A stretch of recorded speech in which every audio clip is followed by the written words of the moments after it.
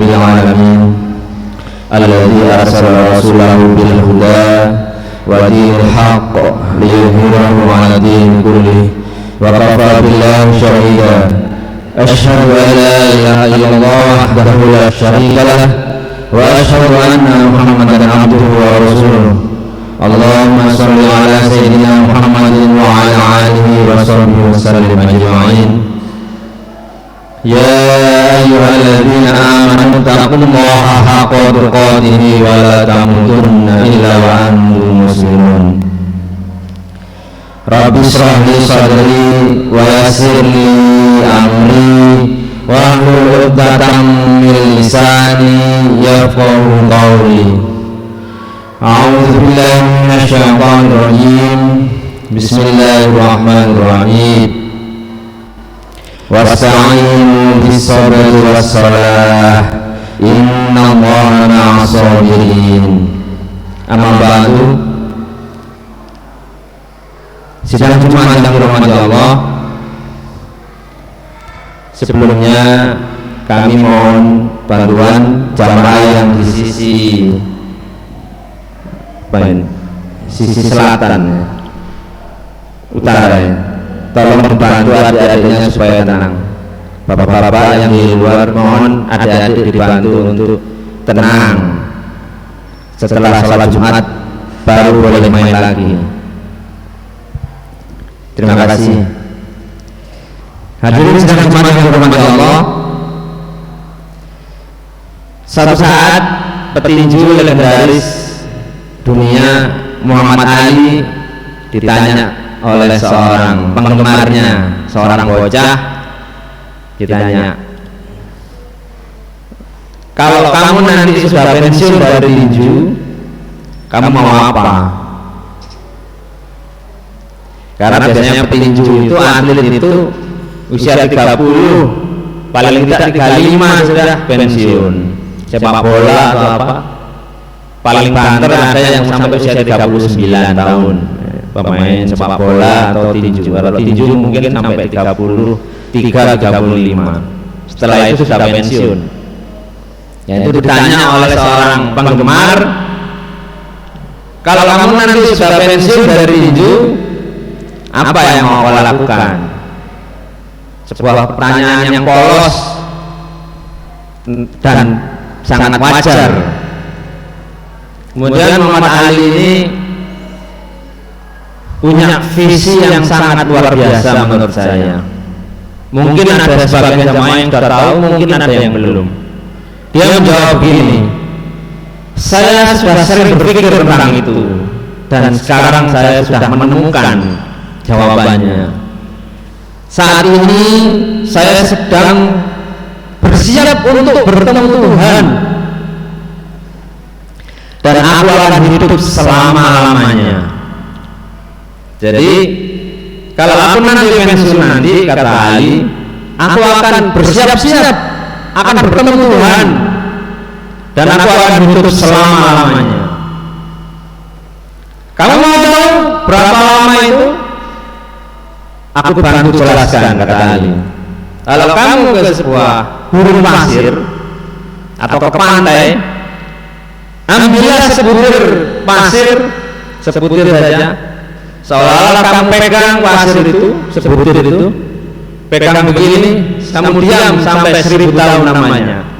Setelah 1000 tahun, seolah-olah 1000 tahun, letakkan pasir itu di tempat lain, ambil lagi satu butir pasir, pegang lagi 1000 tahun lagi, pegang terus begitu sampai pasir semua kamu pegang. Itulah selama-lamanya. Sedang gimana berhormat Allah? Inilah visi seorang yang beriman. Dia meyakini bahwa nanti kita akan bertemu Tuhan. Bahwa orang beriman itu nanti akan menjelaskan apa yang diperbuatnya selama di dunia ini di hadapan Allah Subhanahu wa taala. Jadi kalau ada orang mau bebas-bebasan, ya mau, begitu ibaratnya. Seorang ustadz senior pernah memberi tulisan kepada saya. Kebetulan tugas saya sehari-hari adalah menulis di beberapa media online dan cetak. saya diberi tulisan, tolong mas diedit. Nah, dalam tulisan itu saya menemukan satu kalimat paragraf yang menurut saya luar biasa. Seorang ustadz, kata beliau tulisan itu, kalau anda masuk minimarket, supermarket, pilihlah semua barang, ambil sesukamu, bebas, kasir tidak akan menghalang-halangi, ambil semua, atau ambil yang kamu suka, tapi ingat, di kasir anda harus membayar. Tunjukkan kepada kasir, kita harus bayar. Bahasa Surabaya-nya, bahasa Surabaya totalan belakangan. Nah, itulah iman. Oleh karena itu Rasulullah mengatakan, ajaran para rasul dulu sejak pertama Nabi Adam sampai aku, kalimat yang paling sering disampaikan para rasul dan nabi adalah, berbuatlah sesukamu kalau kamu tidak punya malu. Coba Bapak hadirin kita perhatikan, semua yang ada di media sosial, media online, video atau apa, macam-macam orang membuat prank ini, video ini, apa itu. Nggak ada malu, nggak ada apa, bebas saja. Bikin di kamar mandi, bikin apa. Karena apa? Iman, ya. Iman yang menjaga kita.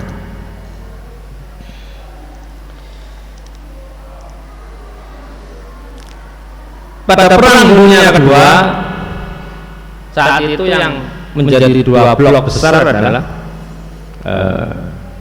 pasukan Jerman, dan Jerman ini dikepung pihak sekutu dan dari Soviet, waktu itu Rusia. Nah, tentara Rusia ini juga cukup besar, ya, cukup besar.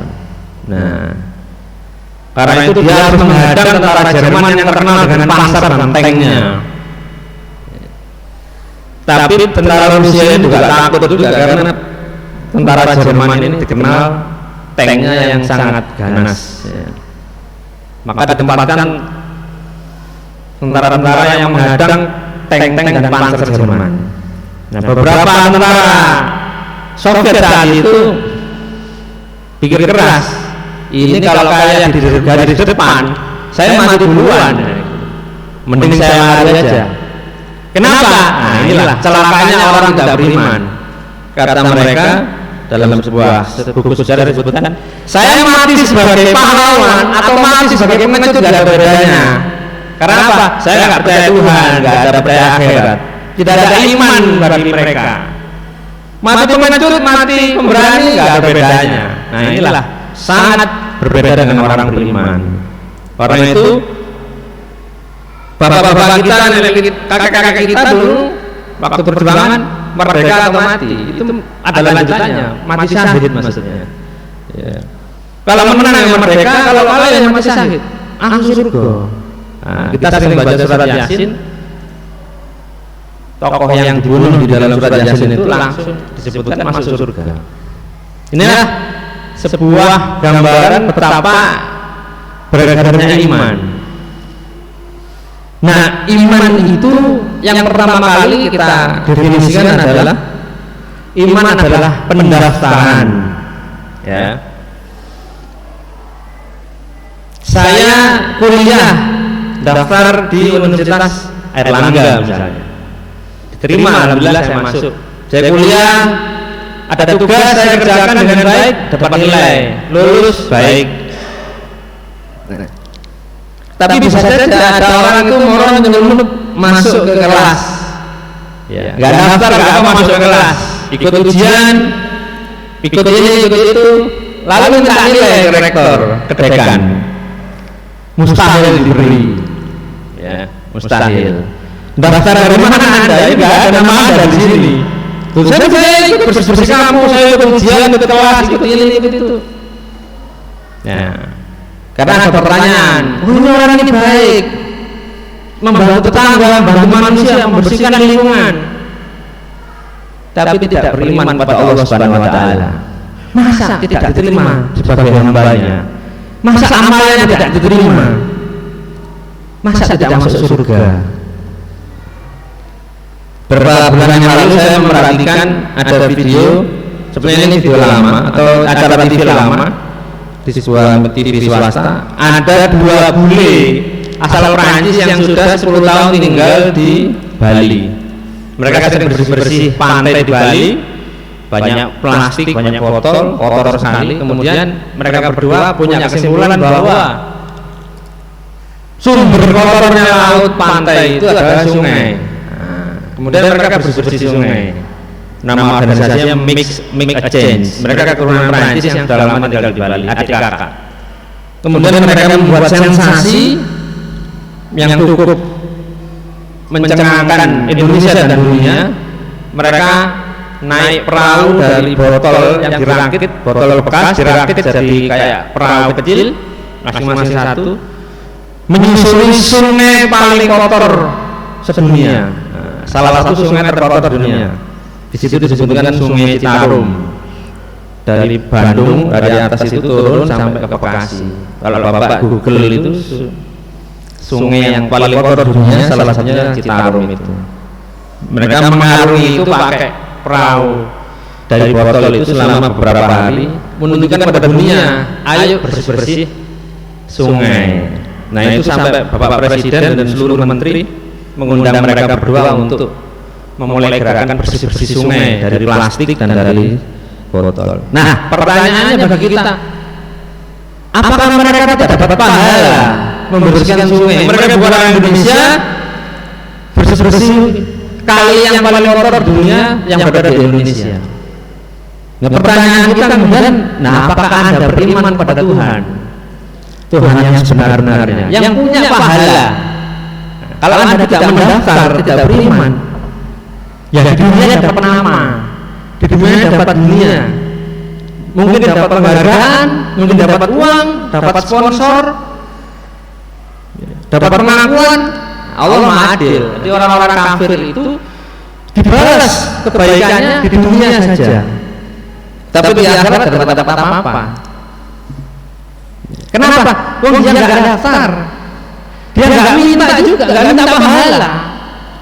Apa yang mereka harapkan? Nah, oleh karena itu Nabi mengatakan, sungguh menakjubkan keadaan orang beriman itu. Kalau diberi nikmat, dia bersyukur dan itu baik bagi dia. Bentuk syukurnya orang beriman adalah beramal baik, menggunakan nikmat dari Allah untuk kebaikan. Nah itu bersyukur.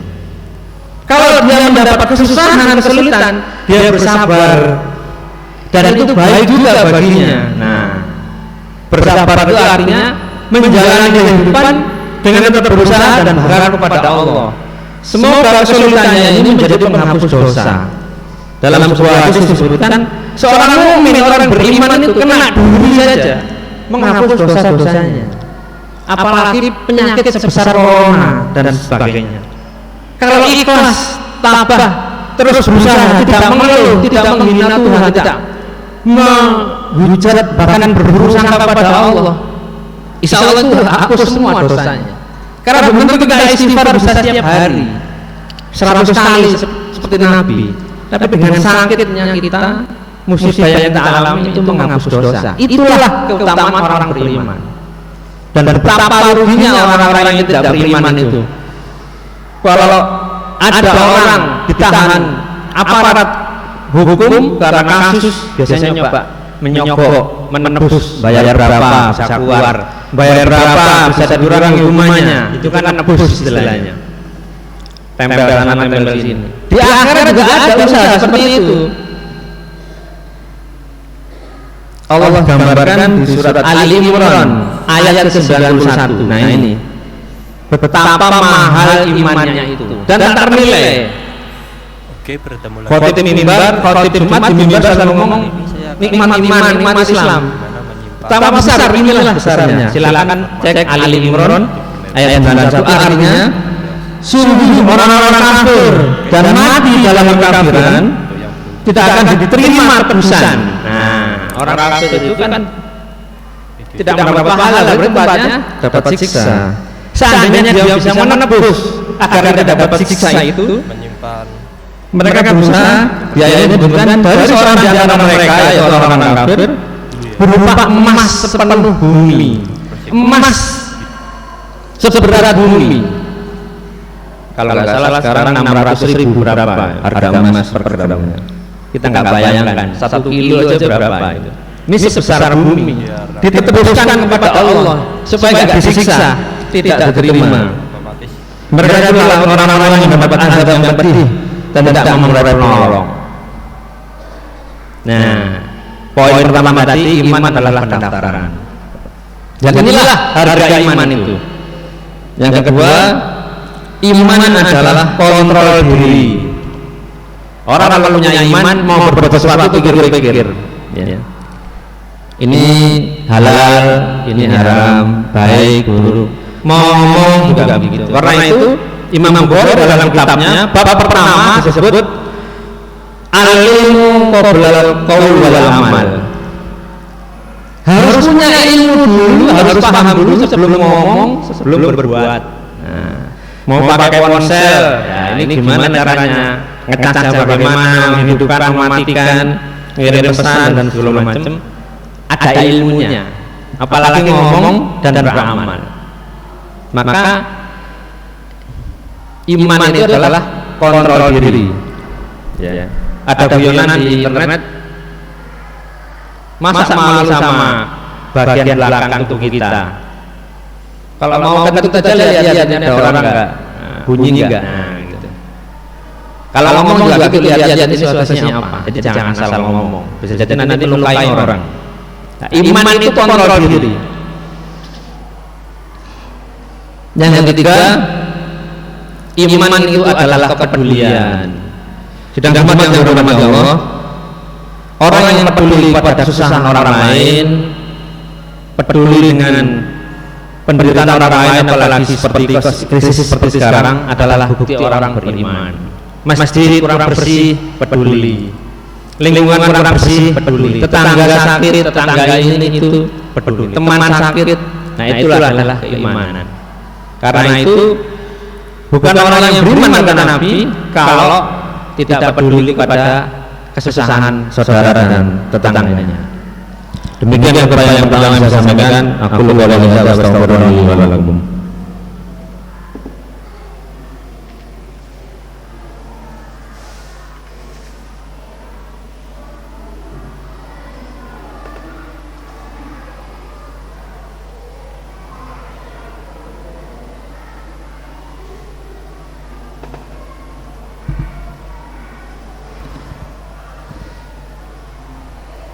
Alhamdulillahirabbil alamin.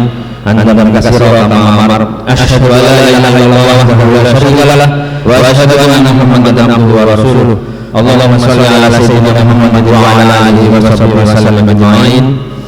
Ya ayyuhalladzina amanu taqullaha haqqa tuqatih wa la tamutunna illa wa antum muslimun. Rabbi shrah li sadri wa yassir li amri wa hlul 'uqdatam min lisani yafqahu qawli.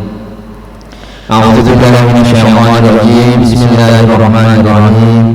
Fadhkuruni adhkurkum washkuruni wa la takfurun. Amma ba'du.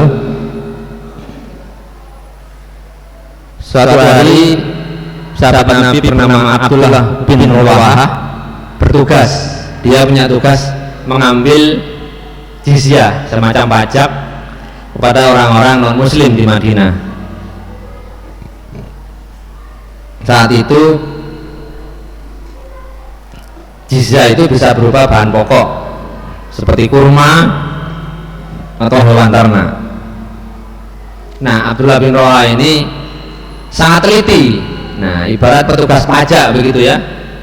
Petugas pajak mengambil harta dari orang-orang yang dari Madinah. Kalau jizyah itu untuk non muslim, kalau muslim adalah zakat, infak, sodako. Nah, tabiat orang Yahudi ini sering berlaku curang. Dia nggak mau bayar penuh, nggak mau bayar pajaknya utuh. Ya apa caranya? Nah, diskon dengan cara yang tidak halal. Maunya nyogok. Nah, petugas ini mau disuap. Sahabat Abdullah bin Rawahah ini mau disuap. Ya. Kemudian negosiasi, ini kamu tak kasih buat kamu, tapi tolong dipotong. Abdullah Roa mengatakan, demi Allah, aku datang dari orang yang paling aku cintai, dan aku datang kepada kalian, kepada orang-orang yang paling ku benci. Dan kebencianku ini melebihi kebencianku kepada kera dan babi. Karena di Al-Quran disebutkan pada zaman dulu Bani Israel ini, kaum Yahudi itu dikutuk menjadi babi dan kera. Tapi Abdullah bin Roham mengatakan, kebencianku ini tidak akan menghalangi aku berbuat adil pada kalian semua. Bayarlah sesuai hakmu, aku akan pergi. Aku tidak akan menerima barang haram yang kau berikan kepadaku. Orang-orang Yahudi ini termenung dan mengatakan, sikap seperti inilah membuat langit dan bumi tegak. Hadirin yang dimati Allah, ini adalah kisah yang sebenarnya cukup masyhur, hanya saja mungkin jarang kita baca, jarang kita ulang-ulang, bahwa pertaruhan iman itu setiap hari kita temukan. Pekerjaan, kalau Anda, kita, saya sebagai pegawai, sebagai petugas, pertaruhan amanah, menjaga iman, menjaga amanah itu dipertaruhkan. Sama juga sebagai pengusaha, sebagai pedagang juga dipertaruhkan. Bahkan di sektor swasta pun sogok menyogok itu sudah sering terjadi. Saya mendapat cerita dari seorang ustadz di daerah pesisir, ada petani tembakau itu, kalau setor tembakau kepada mandornya itu, ya harus ngasih ke mandornya itu, supaya apa? Ndang dibayar dhisik, nggak ditunda-tunda. Ini kan nyogok juga. Padahal itu sektor swasta, bukan pemerintah. Inilah harga sebuah iman, sebagaimana judul yang diamanahkan dari takmir kepada saya.